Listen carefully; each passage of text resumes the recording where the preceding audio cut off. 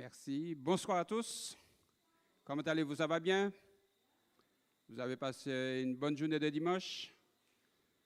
Eh bien, nous sommes heureux de nous retrouver autour de la parole de Dieu. Nous vous souhaitons la bienvenue. Je vous invite à chanter avec nous le 240 Nous voguons vers un beau rivage.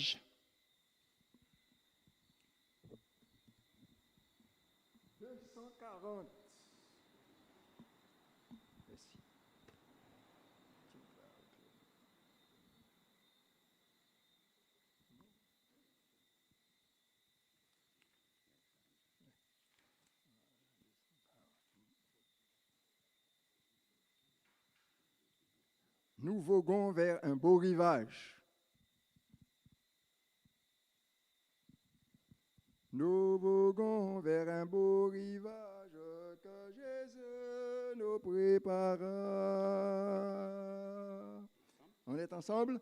Nous voguons vers un beau rivage que Jésus nous prépara. Nous ne craignons aucun naufrage, sa grâce nous conduira. Viens avec nous, la voile est prête, frère. Reviens que rien ne t'arrête. Plus d'ouragan, de tempête, au séjour de Dieu d'amour. Plus d'ouragan, de tempête, au séjour du Dieu d'amour. Nous, pour notre céleste patrie, voici le roi du départ. À venir, Jésus te convie, demain il serait trop tard. Viens avec nous, la voile est prête, frère. Reviens que rien ne t'arrête. Plus d'ouragan, de tempête, au séjour du Dieu d'amour. Plus d'ouragan, de tempête, au séjour du Dieu d'amour. Devant nous de la cité sainte, bientôt va s'ouvrir le port. De nos cœurs bannissant la crainte, chantons dans de ces transports. Viens avec nous, la voile est prête, frère. Reviens que rien ne t'arrête. Plus d'ouragan, de tempête, au séjour de Dieu d'amour. Plus d'ouragan, de tempête, au séjour du Dieu d'amour.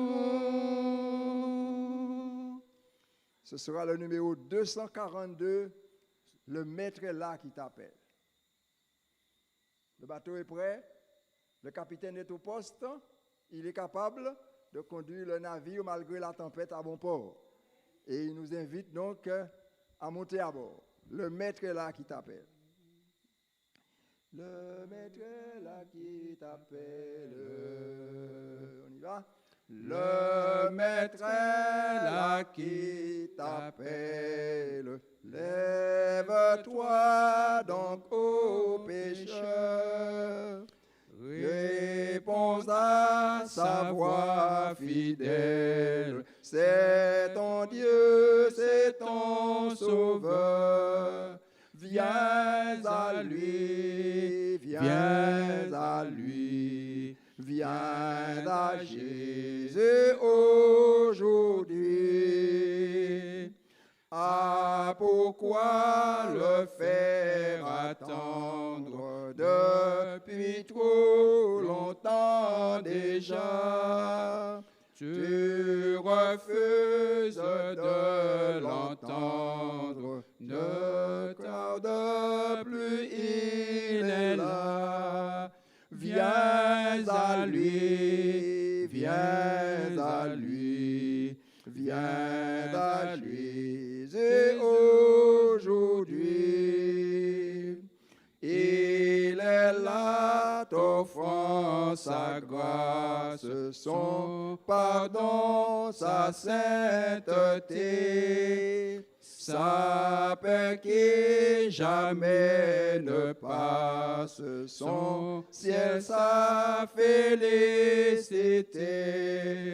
Viens à lui, viens à lui, viens à Jésus aujourd'hui. Sa main vers toi s'est tendue, son cœur s'ouvre avec amour. Hâte-toi, brebis perdue, viens sans délai, sans détour. Viens à lui, viens à lui, viens à Jésus aujourd'hui. Le Maître est là qui t'appelle, mais bientôt il passera. Réponds à sa voix fidèle, avant qu'il ne soit plus là. Viens à lui, viens à lui, viens à Jésus aujourd'hui. Amen. Gloire à Dieu et merci pour son appel. Nous allons chanter les paroles du numéro 239 qui nous donne une idée de la réflexion de ce soir. 239.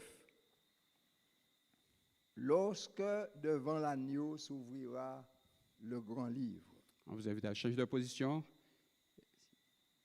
Lorsque devant l'agneau s'ouvrira le grand livre. Lorsque devant l'agneau. Lorsque devant l'agneau s'ouvrira le grand livre, où sont inscrits les noms des coupables absous. Dans le ciel pour jamais, nous aurons droit de vivre sous le regard de Dieu. Le repos sera nous. Serez-vous avec nous au divin rendez-vous?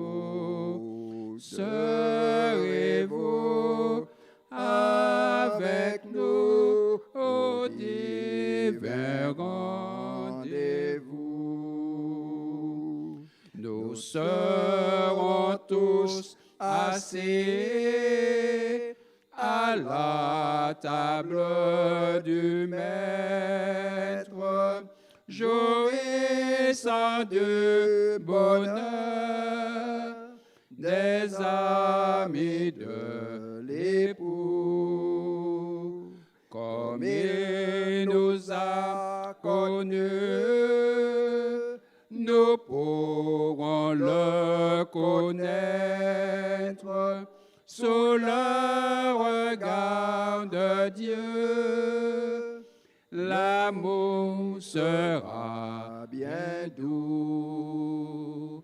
Serez-vous avec nous au divin rendez-vous? Serez-vous avec nous au divin rendez-vous? Du revoir éternel, nous connaîtrons les charmes pour ne plus les quitter. Nous retrouverons tous les amis dans la mort. Nos côtes attendent l'âme sous le regard de Dieu. Le revoir sera doux.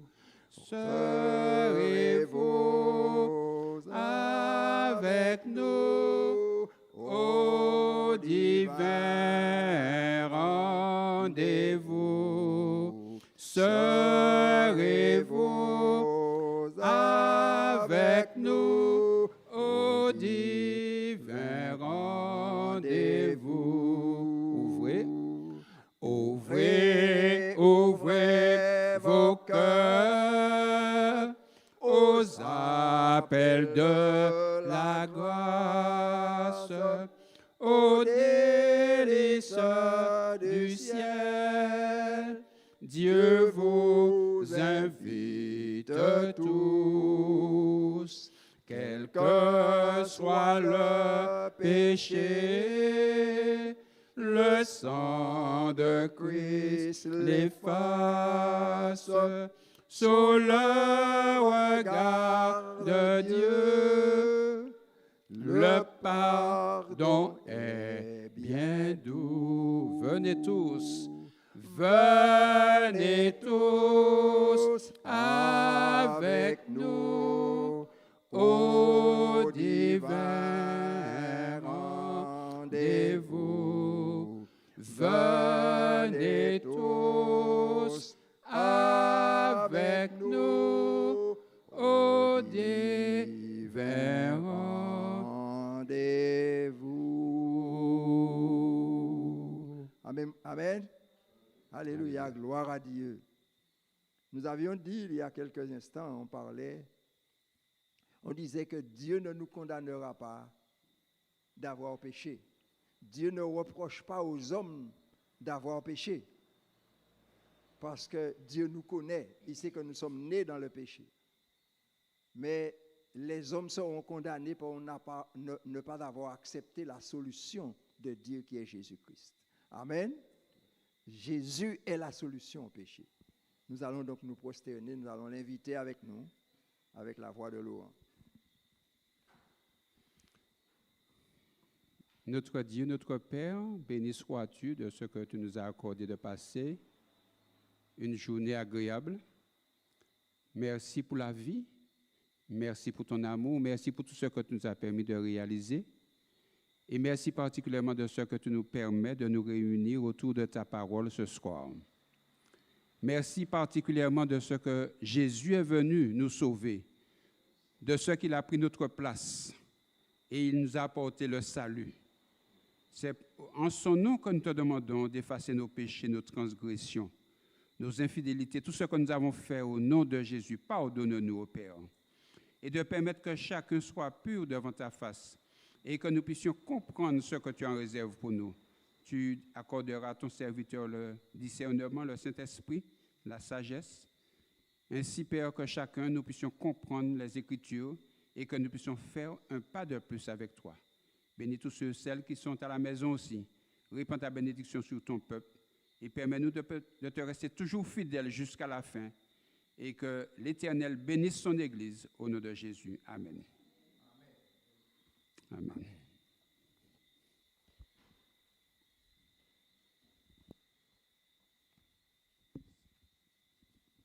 Merci, allô. Bien-aimés frères et sœurs, bonsoir et bienvenue. Nous sommes contents que vous ayez mis ce moment à part pour l'étude de la parole de Dieu, car c'est une bénédiction. Jésus a dit cela. Nous voulons, quel que soit le lieu où vous êtes devant votre écran, nous sommes contents que vous nous recevez et que vous mettez à part ce moment pour l'étude de la parole de Dieu. Que l'Éternel vous bénisse et vous accorde sa grâce. Donc, autour de la parole ce soir, soyez les bienvenus et merci de nous recevoir. Ce soir, nous allons avoir une petite réflexion, mais avant cette réflexion, j'aimerais reprendre une chose que j'ai dite hier au matin, et que plusieurs personnes m'ont posé la question. Hier au matin, nous avions dit dans la leçon de l'école du sabbat que Dieu n'a pas envoyé Satan sur la terre. Alors, plusieurs personnes m'ont dit, mais ils ont pensé que c'était une erreur. Mais ce n'est pas une erreur. Je vais rapidement essayer de répondre. Bien, je ne me suis pas préparé pour. Mais nous allons dans Apocalypse chapitre 12. Apocalypse chapitre 12, verset 9, nous dit ceci. Dieu est Dieu, mais Dieu nous a créés libres. Toutes ces créatures bénéficient du libre arbitre. Donc, Apocalypse chapitre 12, voyons rapidement ce texte. Il y eut guerre dans le ciel, verset 7. Michel et ses anges combattirent contre le dragon. Le dragon, c'est qui? Pourquoi on l'appelle dragon? C'est la première fois qu'on l'appelle dragon. Un dragon, c'est quoi? Ah, une bête monstrueuse. C'est un genre de bête hybride qui n'a pas de forme définie, qui n'est pas naturelle. C'est une bête surnaturelle. Donc pourquoi elle n'est pas naturelle? Parce que ce n'est pas Dieu qui l'a créée. Le texte nous dit que celui qui méditait le mal contre l'Éternel a été trouvé en toi. Donc le mal a été trouvé dans Lucifer et il est devenu cette bête hybride qu'on appelle le dragon. Donc nous voyons ensuite, il dit, et le dragon et ses anges combattirent. Mais ils ne furent pas trouvés les plus forts et leur place ne fut plus trouvée dans le ciel. Donc ils sont chassés du ciel. Mais où? Dieu avait dit à Adam et Ève qu'il y a un être et ses anges vacants dans l'univers. Le dragon était vacant dans l'univers. Et dans l'histoire de la rédemption, il est dit dans le 3e ou 4e chapitre, il est dit que Lucifer frappa à la porte de plusieurs mondes pour essayer de trouver asile. Mais personne ne l'accepta et il ne put tromper personne. Et quand il arrive sur la terre, il va entrer sur la terre et il va rencontrer Ève au pied de l'arbre. Et voyez ce qu'il est dit au verset 9. Il fut précipité, le grand dragon, appelé Satan. Non. Il fut précipité, le grand dragon, le serpent. Donc ceci se passe à quel moment? C'est qu'il a déjà trompé Adam et Ève, n'est-ce pas? Puisqu'il est déjà appelé le serpent ancien. Il a déjà trompé Adam et Ève dans le jardin d'Éden. Et quand Dieu arrive le soir, Dieu lui dit, mais qu'as-tu fait? Et là, il va donner la sentence à chacun, le jugement à chacun. Et à Lucifer. Lucifer est déjà devenu propriétaire de la terre. Il est déjà devenu l'usurpateur par le propriétaire. Donc, après la virgule, nous ne savons pas combien de temps qui s'est passé, mais nous savons que Dieu ne l'a pas commandé sur la terre. C'est Adam qui l'a reçu sur la terre. Il est rentré sur la terre et Adam l'a reçu. Maintenant, quand Jésus arrive dans Luc, qu'est-ce qu'il dit à Jésus? Luc 4. Luc chapitre 4, verset 6, je crois. Luc chapitre 4, verset 6. C'est beau d'étudier la parole de Dieu. Luc chapitre 4, au verset 6. Non, pas 6, c'est le 5. Le diable, Luc 4, 5, le diable, l'ayant élevé, lui montra en un instant tous les royaumes de la terre. Et il lui dit, je te donnerai toute cette puissance et la gloire de ces royaumes, car elles m'ont été données. Et je le donne à qui je veux. Qui lui a donné? Ah, je croyais que c'était Dieu alors. Ce n'est pas Dieu qui le lui a donné. Ah, il est devenu l'usurpateur, donc il a pris la place d'Adam qui était l'économe de la terre. Voilà. Donc, quand il allait au ciel, c'est normal, quand il allait au ciel, il a un problème. Dieu l'a chassé sur la terre. Dieu l'a circonscrit sur la terre. Il ne pouvait plus aller nulle part. Il allait représenter la terre au ciel, dans les comités célestes. Donc, il était ciblé sur la terre. Il ne pouvait pas aller ailleurs. C'est pourquoi il dit, donc, il fut précipité sur la terre. Mais ce n'est pas Dieu qui le lui a envoyé.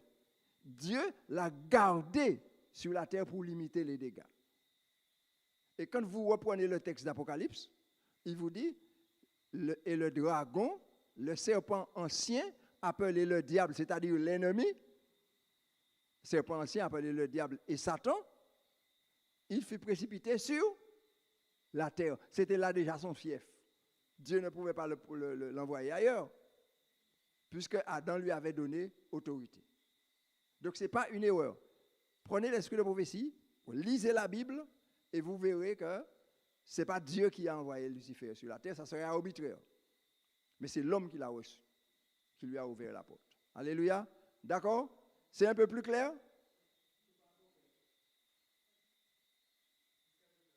Ce n'est pas encore clair. Alors, étudie. Comme ce n'est pas le sujet de ce soir, nous allons donc passer à autre chose.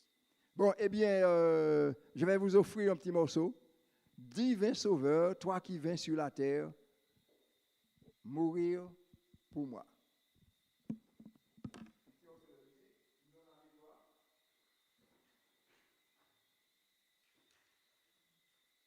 puis nous allons prier et passer à une petite réflexion de ce soir.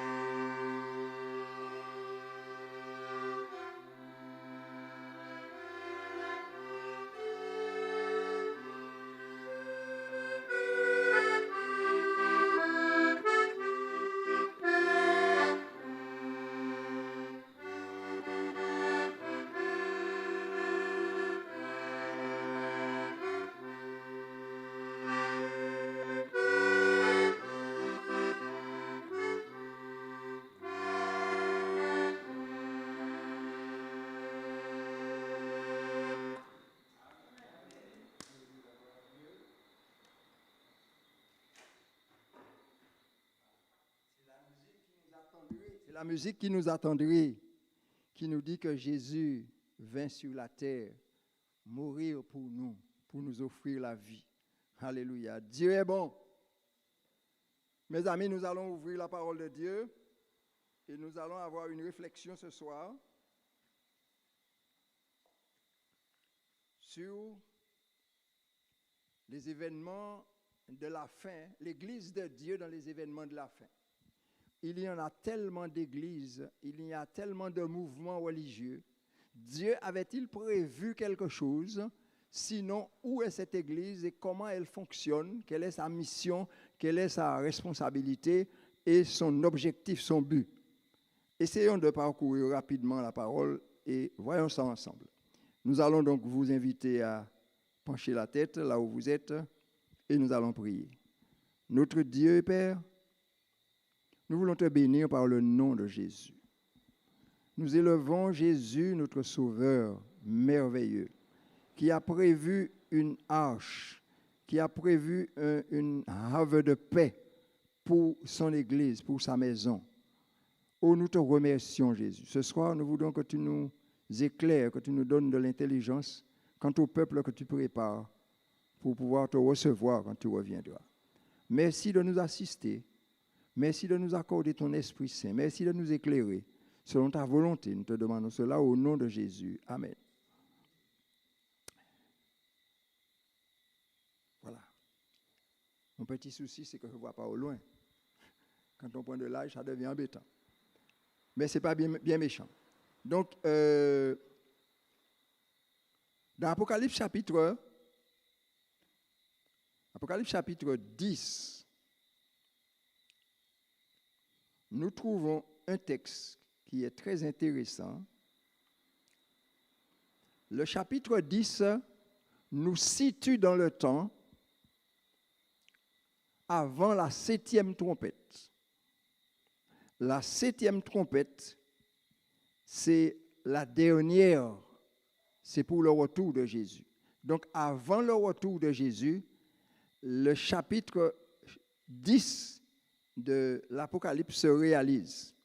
Donc, et il dit au verset, prenons la partie du verset 7.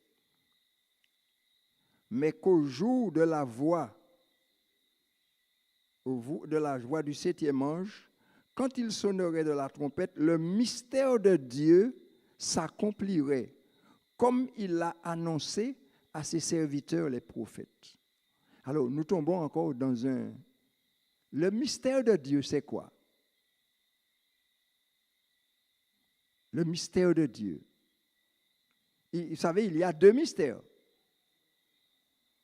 Il y a le mystère de la piété, qui est le mystère de Dieu, et le mystère de l'iniquité. N'est-ce pas? Dans Thessaloniciens.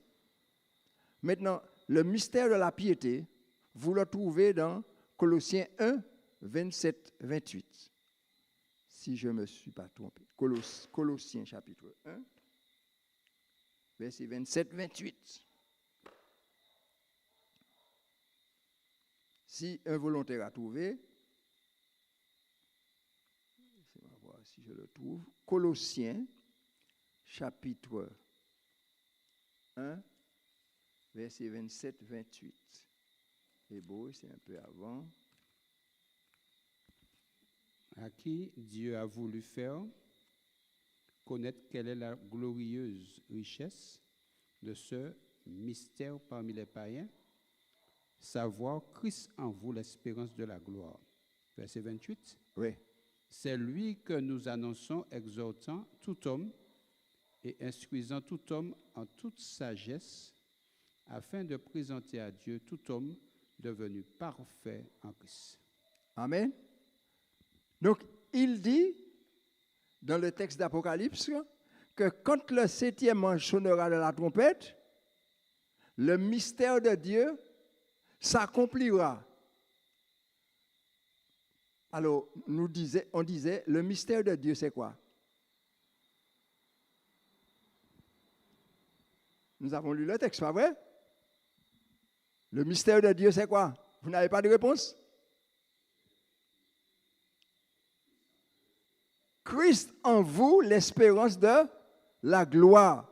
Le mystère de Dieu, c'est que dans l'homme pécheur, Dieu peut faire apparaître Christ, qui est l'espérance de la gloire, c'est-à-dire de la perfection de l'homme devenu parfait en Jésus, par sa grâce. Ça veut dire que la prédication de l'Évangile, à ce moment-là, sera répandue à travers la terre, et que des hommes et des femmes vont sortir du camp ennemi pour rentrer dans le mystère de Dieu, c'est-à-dire ils accepteront Christ. Si quelqu'un est en Christ, il est une nouvelle créature, les choses anciennes sont passées, toutes choses sont devenues nouvelles.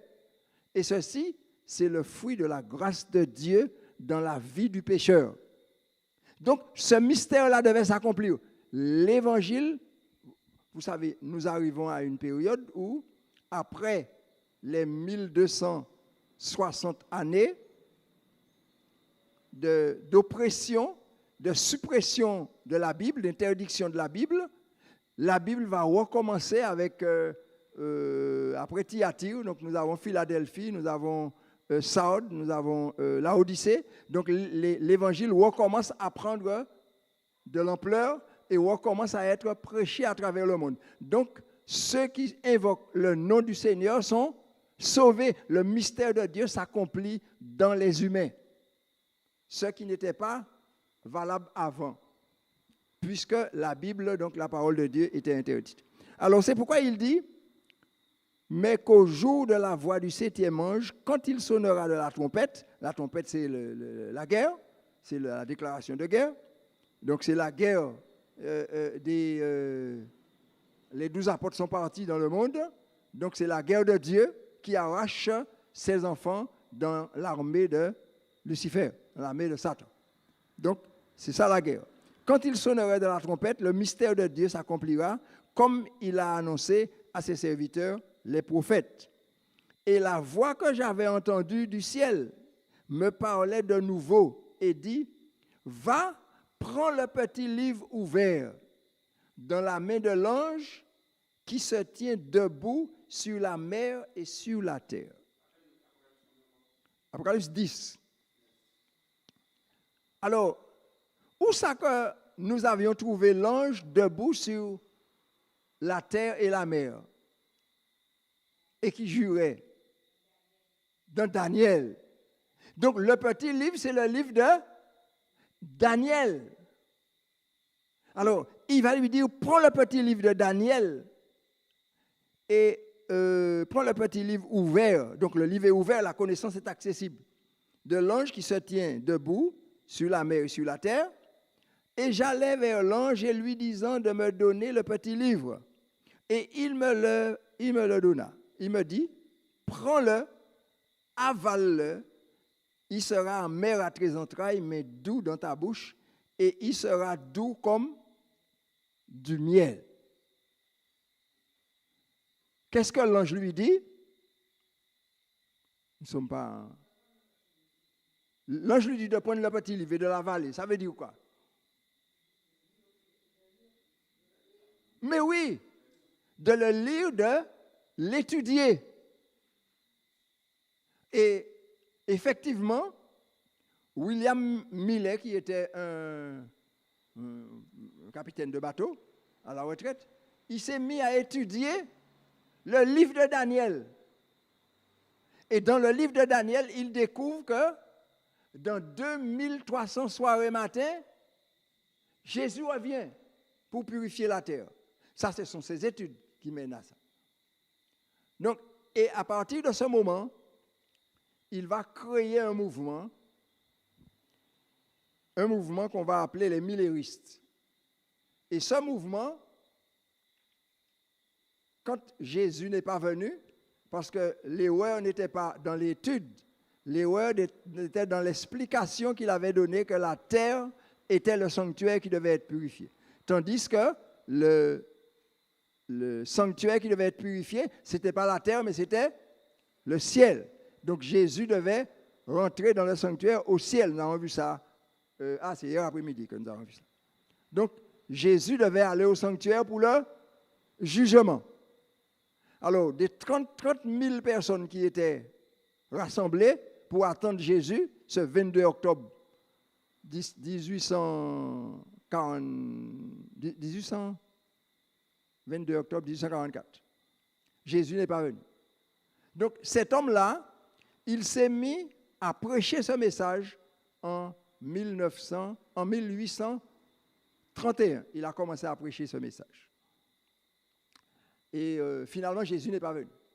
Alors, il restait environ une trentaine de personnes qui sont revenues à l'étude et qui se sont préparées pour comprendre l'Écriture, et Dieu les a ouvert l'esprit. Et ils se sont organisés, ils ont pris une décision commune, il y avait peut-être une quarantaine, ils ont pris une décision commune puisqu'ils ont découvert qu'ils font continuer à prêcher cet évangile-là qu'ils ont. Puisque Jésus n'est pas venu et Jésus n'était pas encore tout près de venir, c'était donc la purification du sanctuaire céleste. Alors il dit au verset 11, « Puis on me dit, il faut que tu prophétises de nouveau sur beaucoup de peuples, de nations, de langues et de rois. » Il découvre que Dieu leur donne la mission. N'oubliez pas que le chapitre 10 de l'Apocalypse, c'est la naissance du peuple de Dieu des derniers temps. Et quand ils se sont réunis, à l'unanimité, ils ont donné mon tableau est en haut, ils ont donné à ce peuple, merci Lou, le nom d'Adventiste du 7e jour.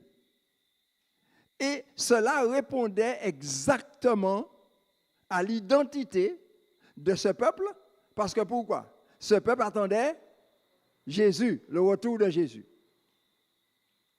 Alors, deuxièmement, Adventiste du 7e jour, parce qu'ils ont découvert que dans la loi, il faut observer le sabbat.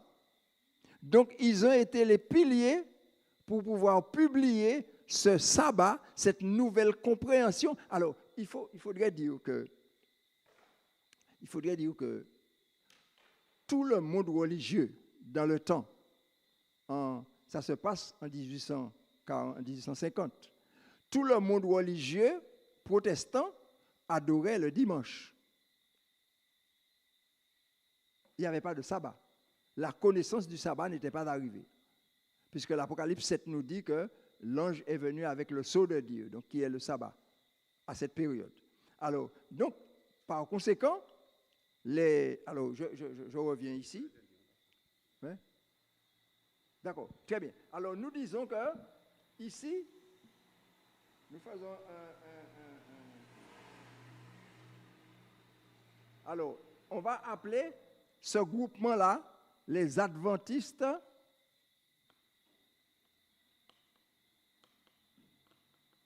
du 7e jour. Et ils sont nombreux. Ils vont partir avec ce message du retour de Jésus pour le monde. Ils ont compris que Dieu leur a donné un message pour le monde. Alors, ceci, c'est Apocalypse chapitre 10. Maintenant, Dieu va intervenir. Et Dieu va dire, vous avez vu ce peuple-là, tout ce monde-là qui attend le retour de Jésus. On va les appeler Apocalypse 3, puisque Apocalypse 3 répond à la dernière église, dernière facette de l'église du monde de Dieu sur la terre. Donc, on va les appeler le peuple, Dieu va les appeler Laodicée.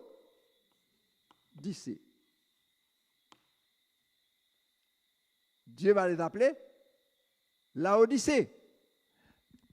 Dieu va jeter un œil à l'intérieur des cœurs. Que va-t-il dire, Apocalypse chapitre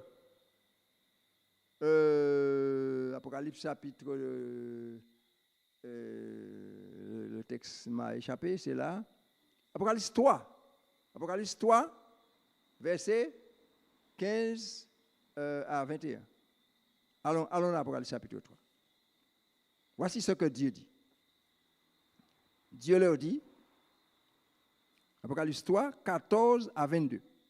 Alors, nous n'allons pas lire tout cela, nous n'avons pas suffisamment de temps. Alors, Dieu dit, je connais, verset 15, je connais tes œuvres. Je sais que tu n'es ni froid ni bouillant. Puisses-tu être froid ou bouillant? Nous avons raté le verset 14, c'est important.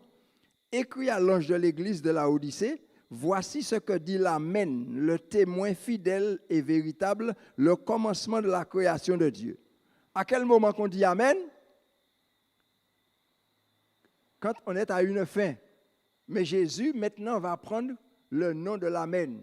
Donc, et il s'adresse à l'église. Et il dit à l'église, aussi parce que tu es tiède et que tu n'es ni froid ni bouillant, je te vomirai de ma bouche. Parce que tu dis, je suis riche, je me suis enrichi, je n'ai besoin de rien. Et parce que tu ne sais pas que tu es malheureux, misérable, pauvre, aveugle et nu. Voici donc le coup d'œil que Jésus jette à cette église de personnes qui attendent le retour de Jésus. Et c'est le regard de Jésus qui est posé sur eux. Alors, donc ensuite, Jésus, est-ce qu'il va laisser le peuple dans cette situation? Non. Il va leur apporter une solution. Il va leur proposer une solution. Alors, quelle est la solution? La solution, c'est dans Joël. Le livre de Joël. Dieu propose dans Joël chapitre 2, Ézéchiel, Daniel, Joël. Joël, c'est un prophète qui nous donne tous les événements de la fin, de l'Église à la fin. C'est un petit livre, mais qui est extraordinaire. Alors, Dieu envoie son prophète à l'intérieur de son Église, pas à l'extérieur. Il dit, au verset 1, Joël 2, verset 1, « Sonnez de la trompette en Sion, faites retentir sur ma montagne sainte, que tous les habitants du pays tremblent, car le jour de l'Éternel vient car il est proche. Jour de ténèbres et d'obscurité, jour de nuées et de brouillard, il vient comme l'aurore se répand sur la montagne. Voici un peuple nombreux et puissant, tel qu'il n'y en a jamais eu et qu'il n'y en aura jamais dans la suite des âges. » Alors, il dit, devant lui est un feu dévorant. Alors, ici, donc, le feu, ce n'est pas un feu qui est devant Jésus quand il viendra sur la nuée du ciel. Mais c'est le feu du jugement. Je purifierai les fils de Lévi, nous dit Malachie, je purifierai les fils de Lévi comme on purifie l'or et l'argent. Donc, cela veut dire que le message que Dieu adresse à son Église, dans ce temps-là, c'est un message de jugement. Alors, comme William Miller avait découvert 2300 soirées matin, le sanctuaire sera purifié, la purification du sanctuaire d'Israël correspondait au jugement dernier. Donc ça veut dire que l'annonce du jugement arrivait. Et ce peuple à qui Dieu a proposé une solution, donc nous trouvons à partir du verset, il faudrait lire tout le chapitre 2, hein, quand vous aurez un petit temps tranquillement, vous pouvez lire le chapitre 2. Alors, j'ai noté certains versets que nous allons lire, versets 18 et 20. 18 et 20. Voilà, 18 et 20. Il dit, donc, ne livre pas, voilà. L'Éternel est ému de jalousie. Alors, au verset, de verset 1 au verset 17, Dieu lance l'appel à l'Église, aux jeunes et à la prière. Comme ils sont un problème, ils sont ni froids ni bouillants, Dieu leur lance un appel pour leur dire qu'il faut jeûner et prier. Il faut rechercher l'Éternel. Et Dieu fait une promesse à ce peuple, une promesse extraordinaire. Ils n'ont pas encore jeûné et prié, mais Dieu leur donne déjà la réponse qu'il apportera. Il dit au verset 18, « L'Éternel est ému de jalousie pour son pays et il épargne son peuple. L'Éternel répond et il dit à son peuple, voici, je vous enverrai du blé, du mou et de l'huile, et vous en serez rassasiés. Vous savez, pourquoi Dieu promet? Le blé, c'est quoi? Nous avons déjà vu cela. Hein? Le blé. C'est quoi le blé? Pourquoi Dieu promet d'envoyer du blé? N'oubliez pas que nous sortons de la période des 1260 années où la Bible était interdite. Donc, il n'y a pas de parole de Dieu. Mais Dieu dit, je vous enverrai du blé. Le blé, c'est le pain. Le pain, c'est la parole de Dieu. Je vous enverrai du mou. Le vin, c'est le sacrifice de Jésus, le sang de l'alliance. Et le mou et l'huile, c'est le Saint-Esprit. Vous savez que le Saint-Esprit est dans la parole. Donc Dieu dit, je vous enverrai la parole. Pourquoi il dit, je vous enverrai la parole? Parce que toutes les églises qui existaient, tout le protestantisme était à la traîne de l'église populaire et aboutissait dans leur développement théologique au dimanche comme jour d'adoration. Vous voyez le problème? Donc, aucun homme n'est capable d'expliquer la Bible comme Dieu l'a donné. Alors, Dieu va intervenir lui-même. Et il dit, continuons le verset 20. J'éloignerai de vous l'ennemi du nord, et vous serez rassasiés. Je vous livrerai par l'opprobre parmi les nations. J'éloignerai de vous l'ennemi du nord. L'ennemi du nord, c'est qui? Le nord du peuple d'Israël.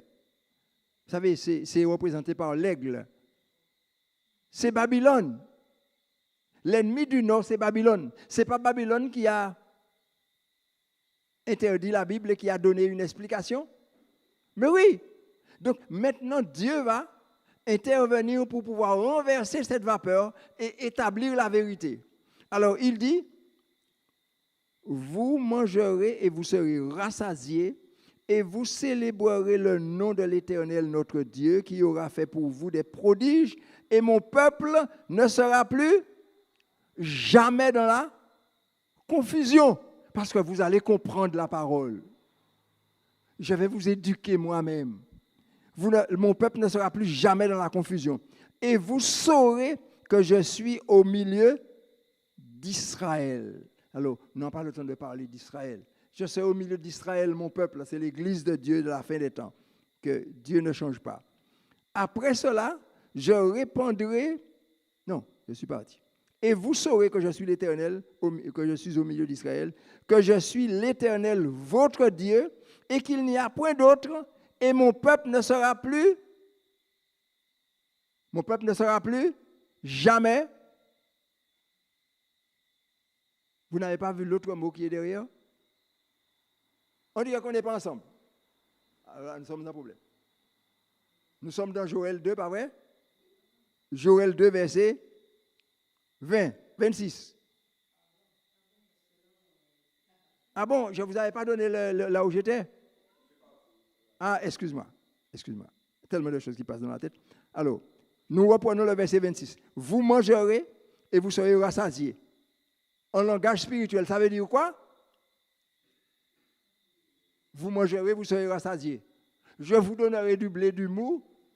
Je mettrai du pain sur la table à rassasier. Le pain, c'est quoi? La parole de Dieu.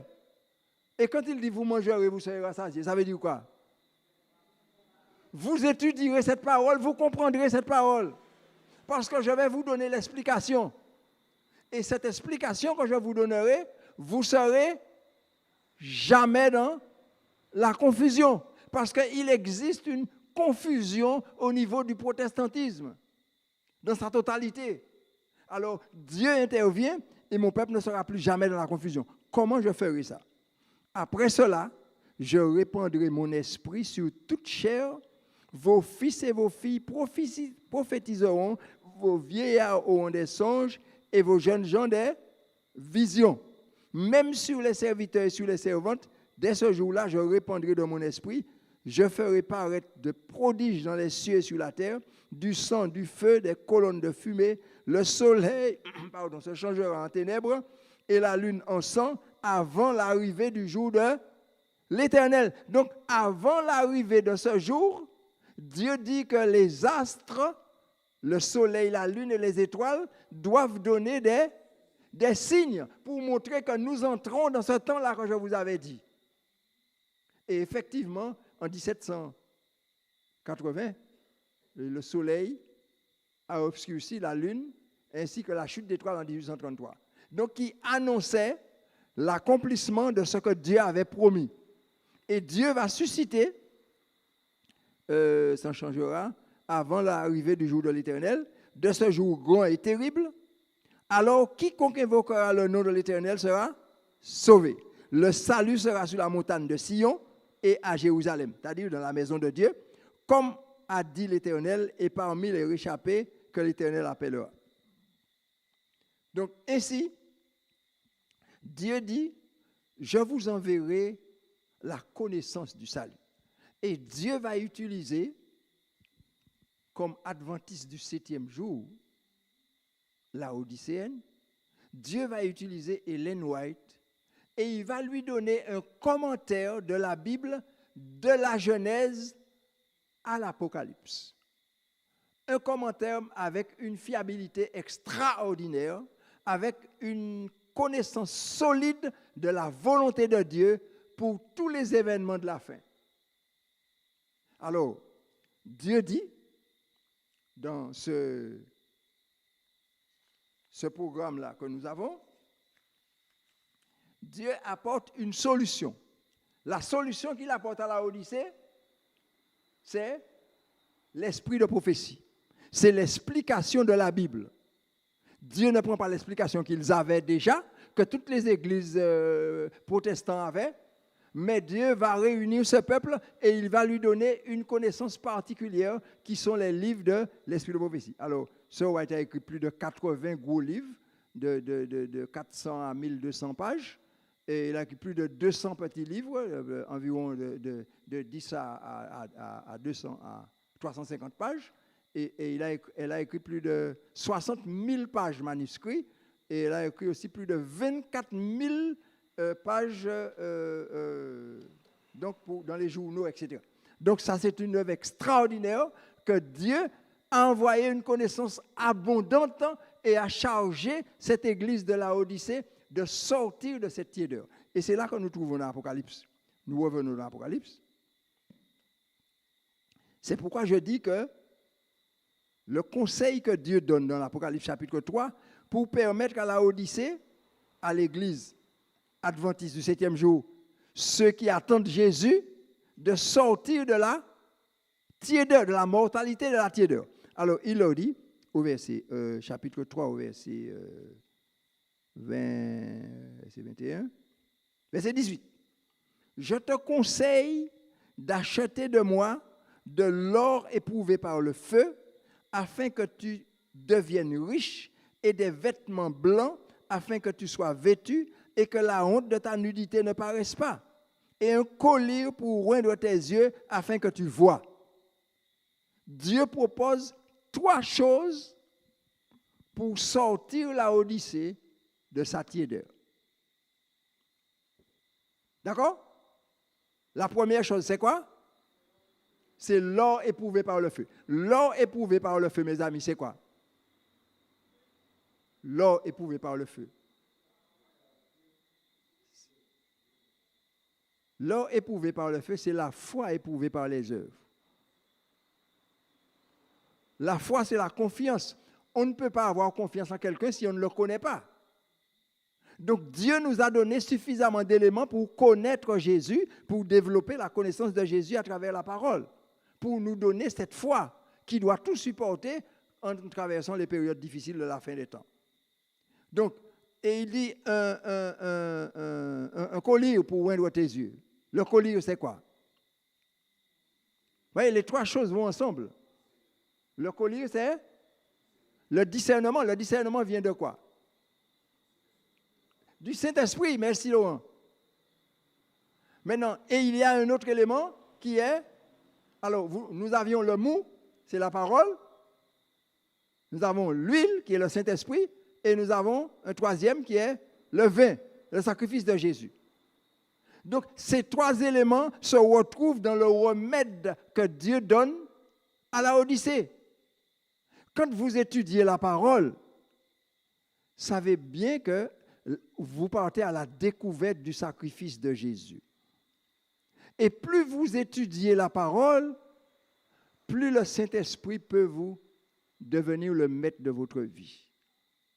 Et plus le Saint-Esprit envahit votre vie par la connaissance de Jésus-Christ que vous acquérez dans l'étude de la parole, plus vous avez du discernement, c'est-à-dire plus vous discernez le bien du mal. C'est ça le discernement. Discerner les esprits, discerner le bien du mal. Donc, tout ceci se réalise dans l'étude. Alors, c'est pourquoi Jésus dit, je te conseille d'acheter de moi de l'eau éprouvée par le feu. Et cette église est dépeinte dans Matthieu 25, par la parabole des 10 vierges. 10 sages et 10 folles. Pourquoi 5 sages et 5 folles? Parce qu'il y a de ceux qui acceptent le remède. Ceux qui acceptent le remède, c'est ceux qui acceptent le remède, c'est ceux qui... Je te conseille d'acheter de moi de l'eau éprouvée par le feu. Et il continue, il dit, je reprends et je châtie ceux que j'aime, et donc du zèle et repens-toi. Au verset 20, voici je me tiens à la porte et je frappe. Si quelqu'un entend ma voix et ouvre la porte, j'entrerai chez lui et je souperai avec lui. Le menu sera quoi? Quel sera le menu? La parole de Dieu. Quand nous sommes en contact avec la parole, le Saint-Esprit est en contact avec nous. Et plus nous emmagasinons, plus nous sommes transformés à l'image de celui que nous contemplons, qui est Jésus. Et c'est la solution que Dieu envoie à la Odyssée. Maintenant, cet évangile qui est prêché, une grande masse de personnes acceptent cet évangile et arrivent à l'église. Prenons Apocalypse chapitre 11. Je suis en train de faire un raccourci là. Apocalypse chapitre 11, verset 1. Tout ce monde-là donc arrive à l'église. Après le chapitre 10, donc le peuple part pour prêcher à beaucoup de nations, beaucoup de foules, beaucoup de langues. Des gens en grande quantité arrivent à l'église. Et voici ce qui est dit. On me donna un roseau semblable à une verge, en disant, lève-toi et mesure le temple de Dieu, l'autel et ceux qui adorent. Alors voilà ce qui est extraordinaire. De tout ce monde-là qui arrive, il faut les analyser, c'est-à-dire il faut appliquer le jugement, ce qui est le criblage.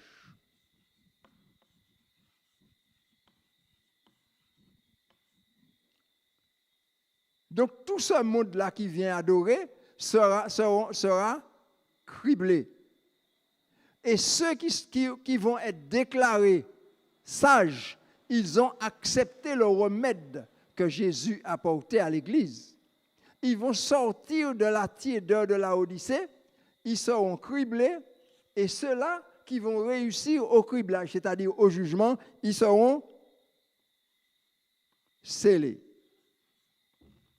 Seulement. Vous avez compris le processus? Ceux qui acceptent le remède que Jésus apporte, ils sont criblés, c'est-à-dire ils sont présentés au jugement et Jésus les justifie. Christ en vous, l'espérance de la gloire. Ainsi, ceux qui sont criblés sont scellés. Et ceux qui sont scellés, maintenant, forment l'église du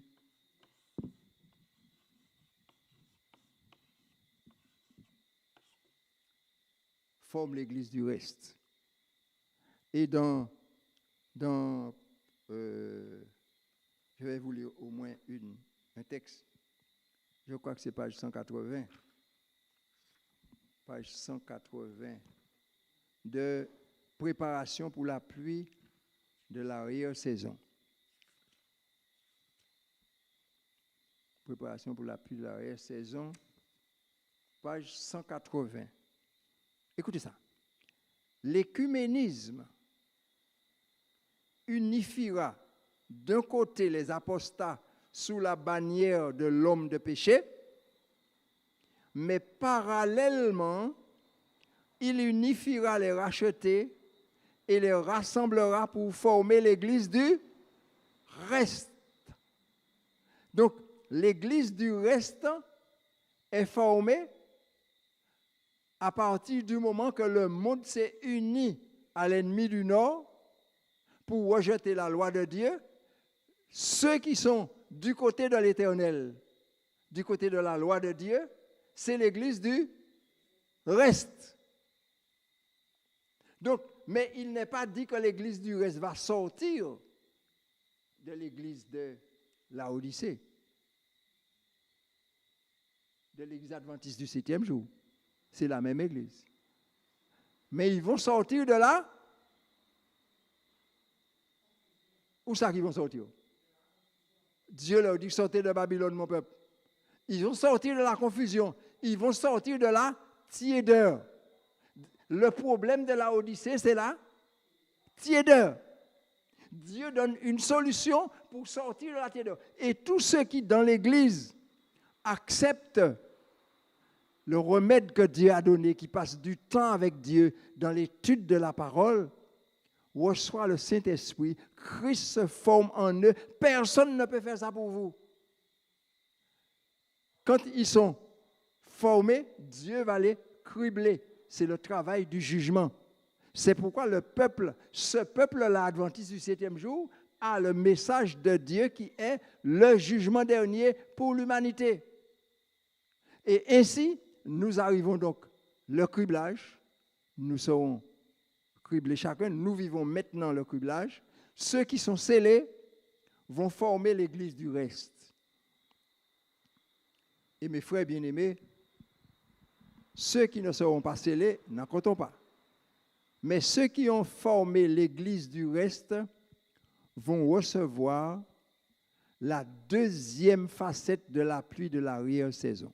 C'est dommage que le temps est fini. Alors, la première facette, c'est l'esprit de prophétie. Je répandrai sur vous la pluie en abondance. Le blé, le mou et l'huile. C'est la parole. La deuxième facette, ceux qui seront scellés forment l'église du reste et le Saint-Esprit va descendre sur tous ceux qui sont scellés. Et quand l'église donc sera scellée, Apocalypse 12, verset 17, Apocalypse chapitre 12, verset 17, il dit quoi?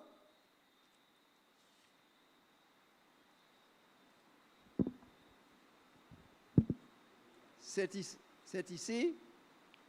Non.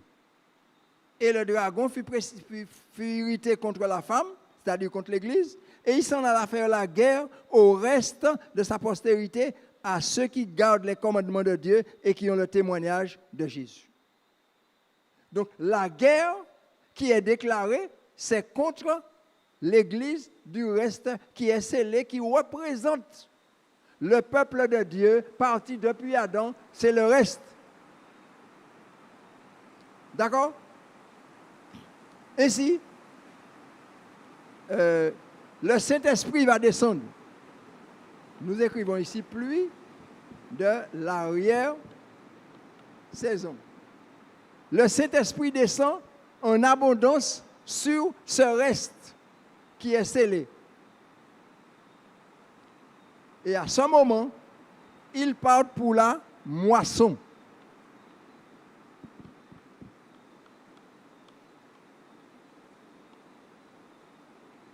La moisson, ça veut dire tous ceux qui connaissent Dieu mais qui ne connaissent pas le sabbat. Comme le dimanche sera élevé, le sabbat sera élevé, ils vont faire un choix. Ils ne seront plus dans la confusion. Et ça sera une moisson abondante qui vont remplir, le peuple de Dieu sera gonflé, ça sera la dernière grande moisson.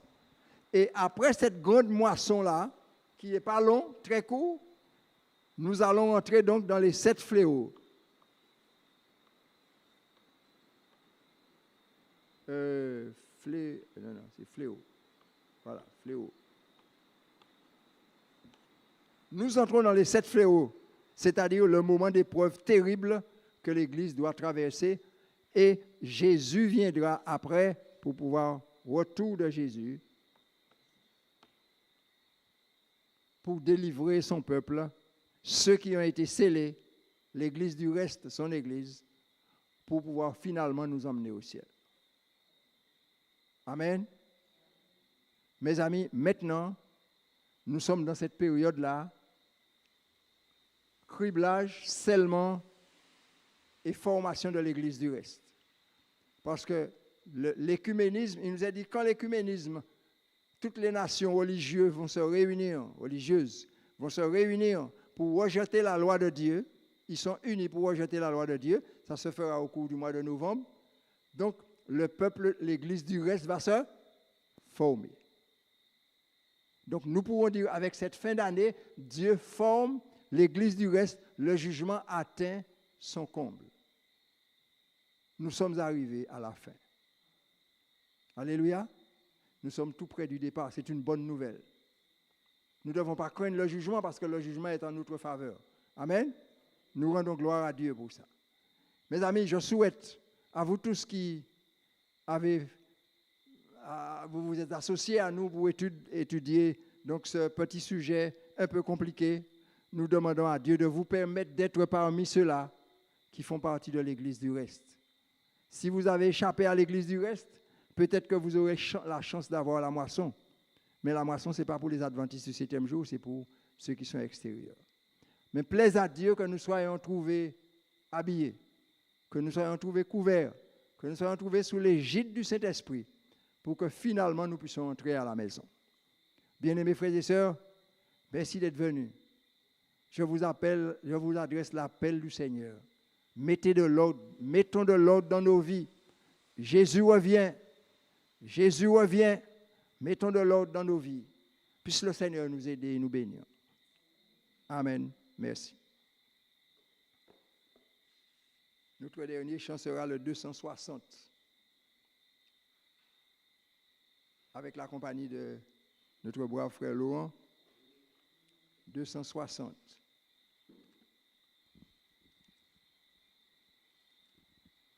Voici Jésus, notre Sauveur, qui nous ouvre une porte.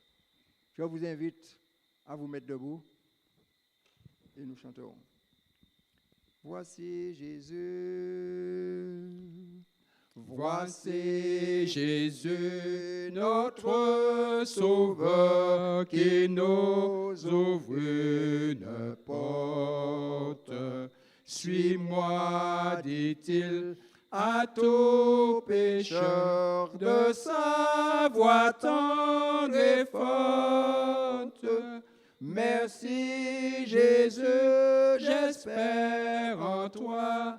Ta porte est ouverte pour moi. Pour moi, pour moi, est ouverte pour moi. La porte est ouverte à tous ceux qui cherchent paix et joie. Elle introduit les malheureux sur la céleste voie. Merci Jésus, j'espère en toi. Ta porte est ouverte pour moi. Pour moi, pour moi, est ouverte pour moi. La sainte croix du Rédempteur vient éclairer la route. Sous cette croix, plus de terreur, d'angoisse ni je doute. Merci Jésus, j'espère en toi. Ta porte est ouverte pour moi. Pour moi, Pour moi est ouverte pour moi. Répondons au divin appel avec reconnaissance et vers le séjour éternel. Marchons en assurance. Merci Jésus, j'espère en toi. Ta porte est ouverte pour moi. Pour moi. Pour moi. Est ouverte pour moi. Notre Dieu et Père, dans le nom de Jésus, notre merveilleux Sauveur, nous te demandons de nous faire grâce de saisir ce grand salut que tu es venu nous apporter. Tu nous appelles, Seigneur, à passer à l'examen. Tu nous appelles à passer devant le jugement, mais tu nous dis que c'est toi qui es là comme notre avocat. Seigneur, reçois-nous dans ta miséricorde. Habille-nous du vêtement de ta justice. Sauve-nous dans ta miséricorde. Notre Dieu, nous t'offrons notre corps, notre âme, notre esprit. Daigne dans ta grande miséricorde bénir chacun de ceux qui sont présents à tes pieds. Bénis chacun de ceux qui ont suivi ce petit programme d'études, Seigneur, à la maison. Ou ceux qui ont des difficultés pour continuer à marcher avec toi, visite-les, bénis-les. Dans ces temps de la fin, Seigneur, aide-nous. Aide-nous à croire que tu reviens et à être prêts pour ton retour. Merci, Seigneur, notre Dieu, de tourner ta face vers nous et de nous bénir, de nous renvoyer, Seigneur Jésus, avec la conviction que nous serons avec toi quand tu reviendras. Merci, Jésus. Gloire à toi et béni sois-tu. Au nom de Jésus, amen.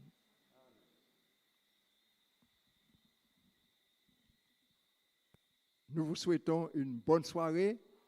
Merci d'avoir été avec nous. Que l'Éternel continue à nous bénir. Et à mercredi, si Dieu veut, pour la réunion de prière.